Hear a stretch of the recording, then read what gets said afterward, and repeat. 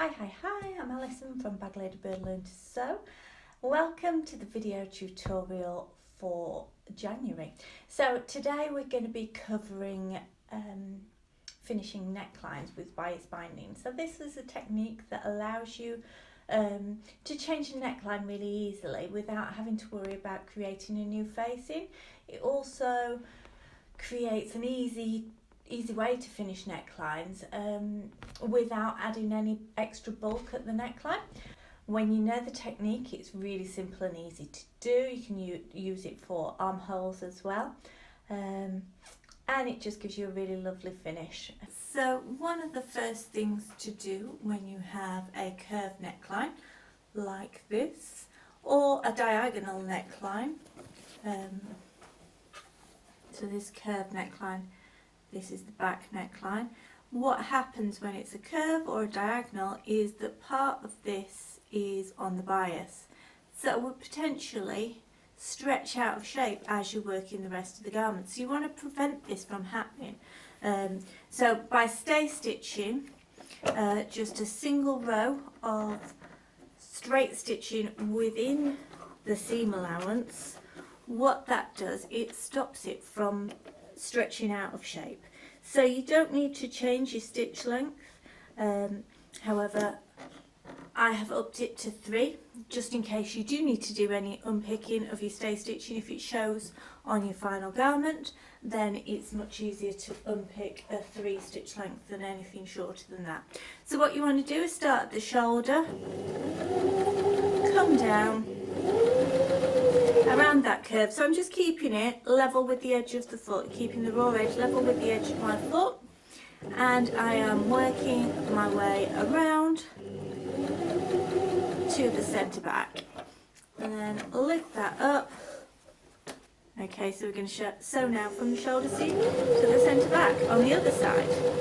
So this just ensures that any stretch that might have happened gets drawn back into the centre and stops it from stretching out of shape. So you want to do that on your front and back neckline before you do anything else.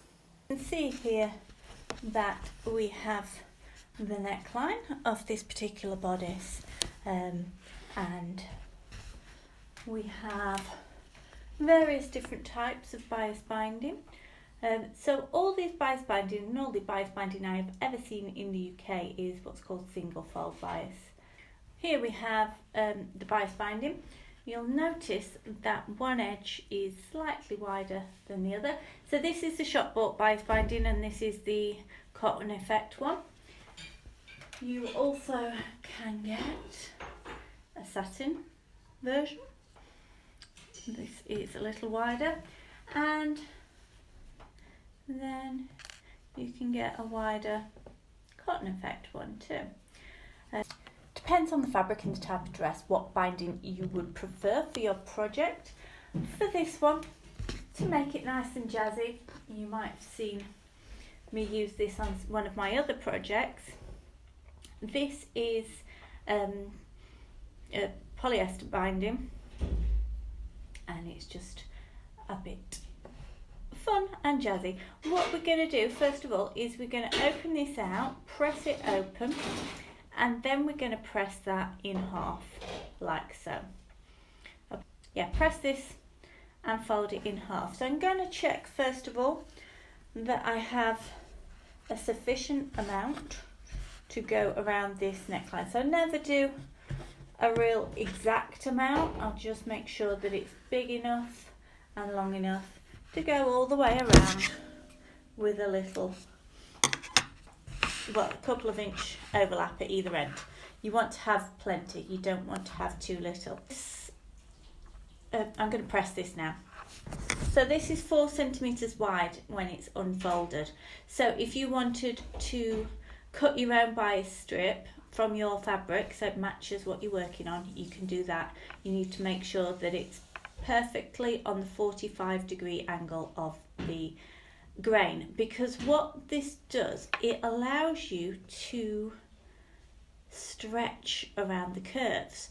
So because we're going to fold this in half, press it flat and then fold it in half this way, what we're going to be doing, we're going to be then applying it to the neckline on the right side, like so. I'll show you this after I've pressed it.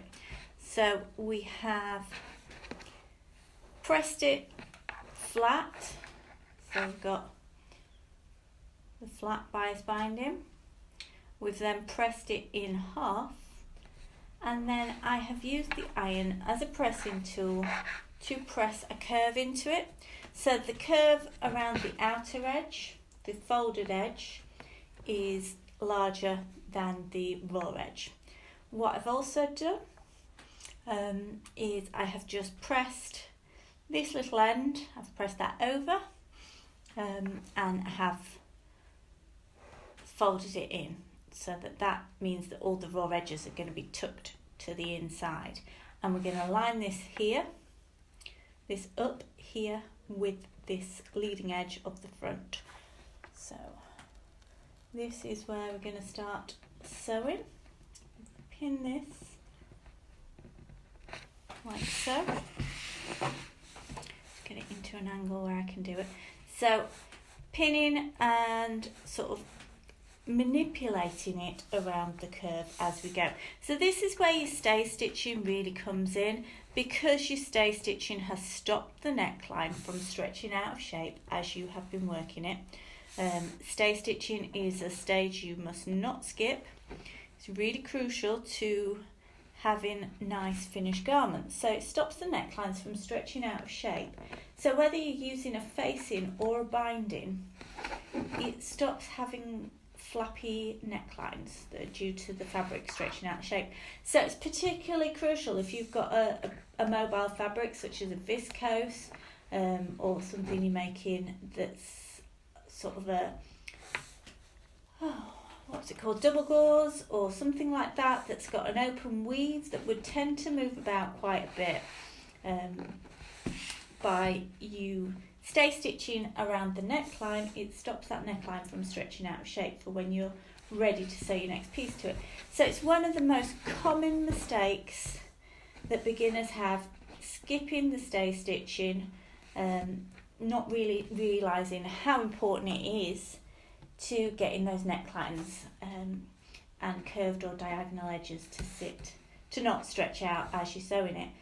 So if you're working the rest of the garment, the stay stitching stops you from accidentally stretching it out.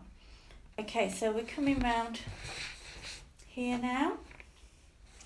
We're getting back around to this other front edge. So this is a shirt dress, this pattern. And what I don't do here is I don't chop this excess off and I don't fold in the end. Because what you'll find is as you sew it, the bias tape can move a little bit and not really, and if you were to create an ending by folding it in and line that up with the front, you may find that it doesn't actually match up with the front edge any longer. So there we go, the bias is sitting flat around that quite tightly curved neckline. So the stitch length is on 2.5. If you want to, you can lower it down to a 2, just because the shorter the stitch length is, the more easily it comes around a curve. It's like taking smaller steps. So we're just going to line this up. We're going to line up the edge of the foot with the raw edge of the fabric. What I'm then going to do is I'm just going to move the needle slightly, not by much, to the left, which will mean hopefully that we won't see any of our stay stitching once we have completed this binding, because you don't want to see your stay stitching on the right side of your garment, but it's important to get it there. So we'll just do a few stitches in reverse, slowly and gently come around this neckline. So this bias tape is a little bit softer than some of the more rigid cotton effect ones you can get. But you'll find if you start to manipulate those cotton effect bindings, if you start to play about with them, press them, refold them,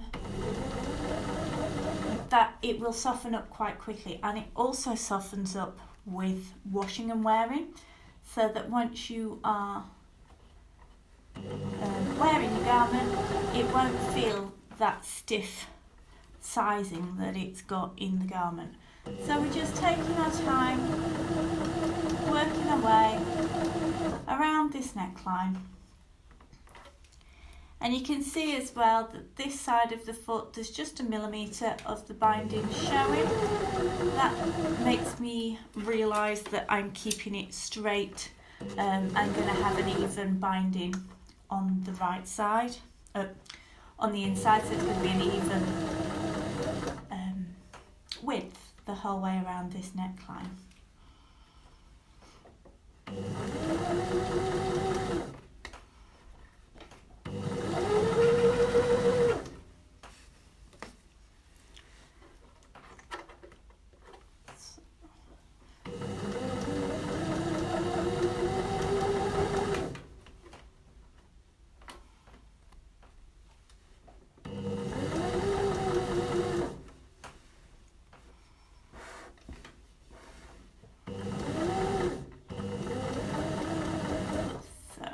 Back around to this front, so I'm going to put the needle down, lift the presser foot.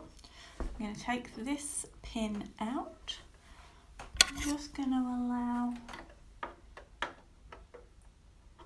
around about a centimetre as I fold back, and because my needle's down and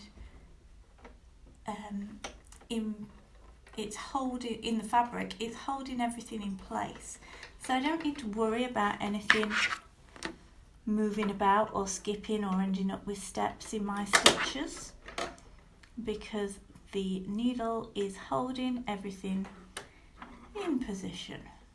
So, should have probably stopped a little bit further back to give me a bit more space to manipulate that and fold that edge in. There we go. Come around and finish on that front edge, a few stitches in reverse. So we can see here, this neckline is beginning to take shape around this curve. What we need to do now is just trim away a little bit of this edge, which means we're going to cover it up more easily with the binding, but we don't want to trim too much away because we don't want to weaken the neckline or create holes in the binding at all.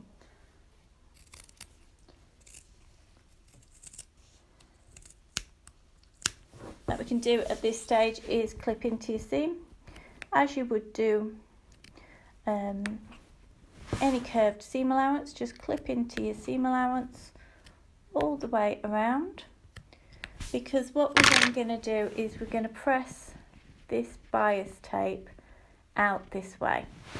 So we'll press this from this side out like that, and then you can do a row of understitching on the bias tape, which will then help it roll to the reverse side, to the wrong side. Clipping this seam, reducing the bulk, giving ourselves room to spread out this seam and make it sit nice and flat. So that visible bias binding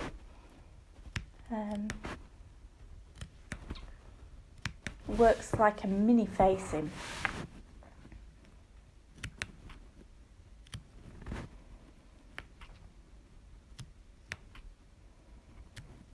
So where I've got 2 rows of stitching here, I can just see that this further one is the stay stitching. So if I kind of clip that there and there, just use the scissors to pull those stitches out, that should get it hidden, or it shouldn't be there when we come to stitch the right side.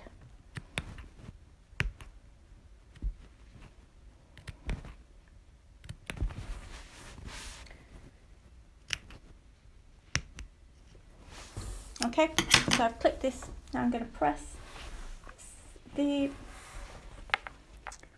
bias binding out towards the seam allowance, like so. So that's the first stage, and this is what gets everything nice and neat, is taking your time with it, doing stage by stage, doing it so that you follow the steps.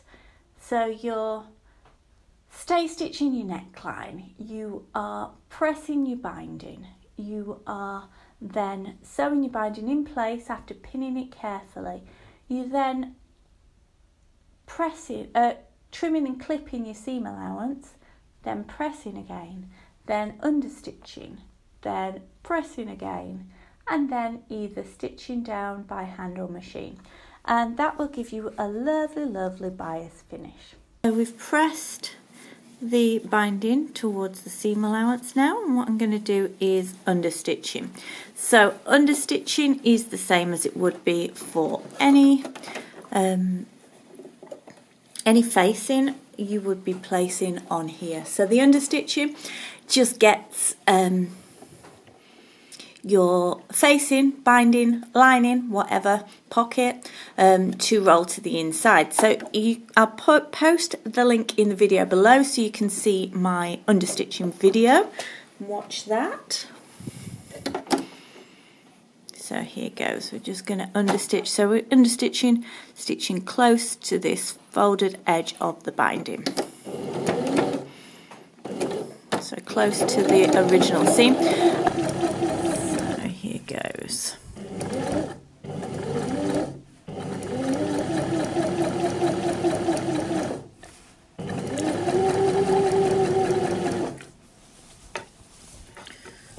So I'm just using my hands as we go to move the facing, the binding away from the top, away from the bodice. You can see some of my stay stitching on here, so we'll be unpicking that after we finish. You can just see that's the bit where I unpicked the stitches earlier.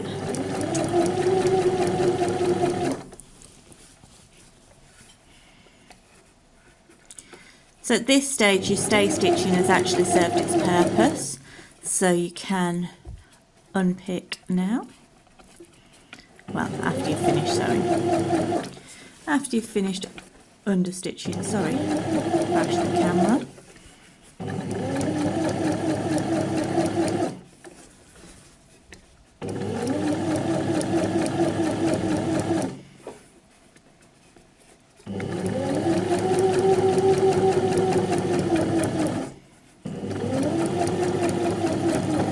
Okay, a few stitches in reverse. There we go. I'm going to go and remove and unpick all these understitching stitches that are showing on the beyond the edge of the binding, and then I'm going to press the binding to the inside of the bodice. Yeah, I've pressed the binding now to the inside of the bodice, all tucked in to the inside.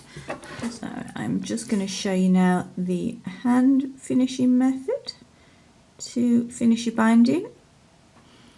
If you want it to not have any visible stitching on the right side of your garment, so you want it to be completely invisible. So I'm going to go into the middle of the binding so that the little knot gets hidden in there, and I'm going to come and take a couple of stitches, a couple of threads here on the bodice. Now I can be a little bit less careful there, because that is the inside of that facing piece, the button stand, folded over. So I'm going to slide the needle along the folded edge of the binding there,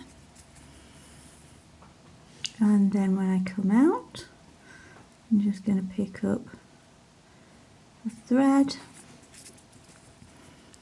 of the bodice fabric and pull that taut. So we'll go a few stitches and then I will show you from the right side. So we're still on the button stand bit, so we can be a little less careful because they shouldn't show through if you're just picking up the threads of this button stand turn back. You can see here I've used the selvage as the edge as I've cut out this toile. So I just slide, and you can see that needle is completely enclosed in the fold, and that is what helps keep the stitch really invisible and holds it in place. So each stitch is approximately 5 millimeters.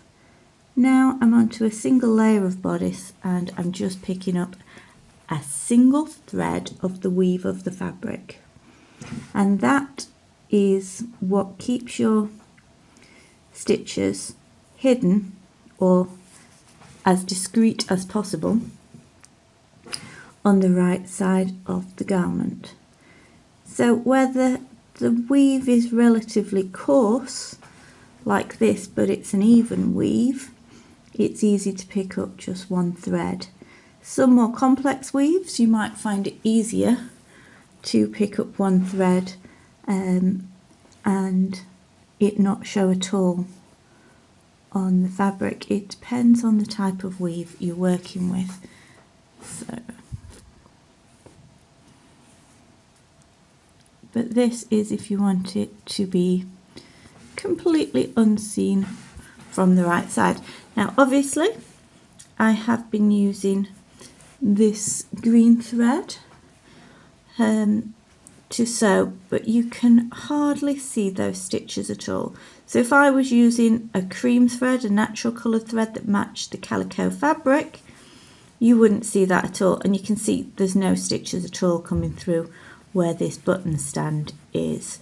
So you can go around and do the entirety of the neckband, the binding, with this method, but I'm just going to chop this off here and I'm going to show you the method with the sewing machine. So when you have pressed this all for it to sit so flat and lovely, there is not really any requirement to pin because it should all hold in place. However, if you feel that you would like the added security of pinning, this is one of the circumstances where I would pin following along with your stitch line. So if we just lay this all out flat first, that will then allow you to pin the binding in place. So keeping it flat there and following your way around. Put your pins in pointing towards the start of your fabric stitching. So we're going to start here to sew, so you want them pointing towards that edge. Okay, so once we've got the needle down into the fabric, we can remove the pin that's holding the fabric in place. So a few stitches in reverse to secure it, and then come forwards. And this is the bit where I have stitched it. You can see my little stitches there.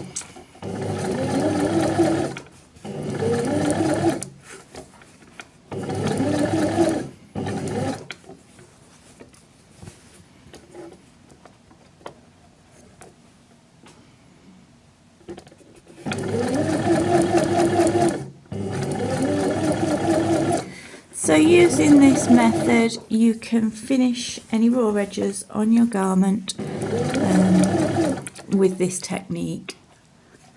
Hems, neckbands, necklines, armholes, cuffs, whatever you need. So I'm just keeping my eye on this here. Just the edge of the fabric is lined up with the edge of the presser foot, and that is just helping me come around this edge neatly. So you see where I haven't pinned, it's all just sitting in place, but that's due to the careful pressing and the fact that we've understitched carefully as well. So all those prep stages that we've gone through to get this binding lovely are really crucial to helping get the right finish. So you might think, oh, I'll skip that one, but then you won't get the nice finish that we're going to get with this today. If we were using the same fabric, same colour thread as the fabric, you would not see the stitches as much as we are doing here, but I've deliberately done that so you can see them as I'm sewing. But you can see here that that neckline is sitting nice and flat, it's not twisted at all, it's just lovely. So this is one method you can use to finish any necklines. There are other ways you can use your bias binding, but that from the wrong side looks lovely like that. So it can be used as a feature as well if you want to use something like this fabulous sort of 70s floral binding, just so you get that little secret hint of something different under your on the inside of your garment, but from the outside you would not see anything, or you would just see the row of stitches. So I hope that helps you figure out how to finish your necklines using bias binding, and I'd love to see what you make using this method.